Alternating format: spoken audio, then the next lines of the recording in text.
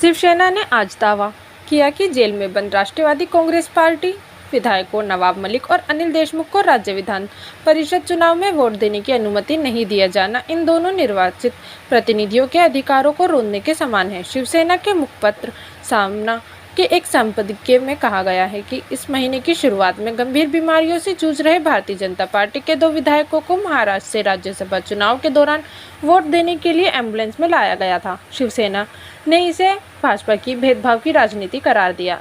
धन शोधन के अलग अलग मामलों में प्रवर्तन निदेशालय द्वारा गिरफ्तार किए गए महाराष्ट्र के मंत्री मलिक और राज्य के पूर्व गृह मंत्री देशमुख दोनों फिलहाल जेल में हैं।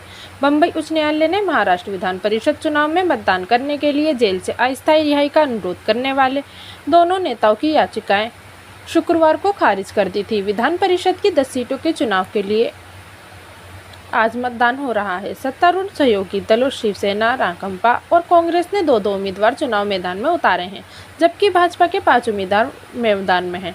राज्य की 6 सीट पर 10 जून को हुए राज्यसभा चुनाव में शिवसेना के दूसरे उम्मीदवार भाजपा से हार गए थे। सामना के संपादकीय में कहा गया है कि देशमुख और मलिक की विधानसभा सदस्यता अभी बरकरार है और उन्हें सभी आवश्यक सुरक्षा व्यवस्था के साथ मतदान के वास्ते 1 घंटे के लिए लाया जा सकता था। मराठी प्रकाशन ने दावा किया, उन्हें वोट देने के अधिकार से वंचित करना 2 निर्वाचित प्रतिनिधियों के अधिकारों को कुचलने के समान है। उन्होंने कहा कि यह भेदभाव की राजनीति है। प्रवर्तन निदेशालय ने अदालत में इन दोनों नेताओं की याचिकाओं का विरोध किया था, जिस पर शिवसेना ने कहा कि केंद्रीय एजेंसी उच्चतम न्यायालय नहीं है।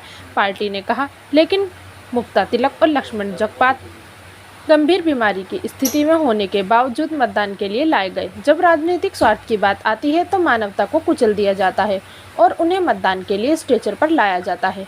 भाजपा अपने राजनीतिक लक्ष्य को हासिल करने के लिए किसी भी स्तर तक गिर सकती है।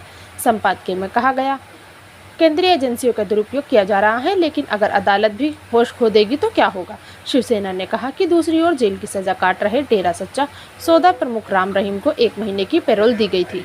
उसने कहा कि पंजाब विधानसभा चुनाव से पहले भी इसी तरह की रियायत दी गई थी।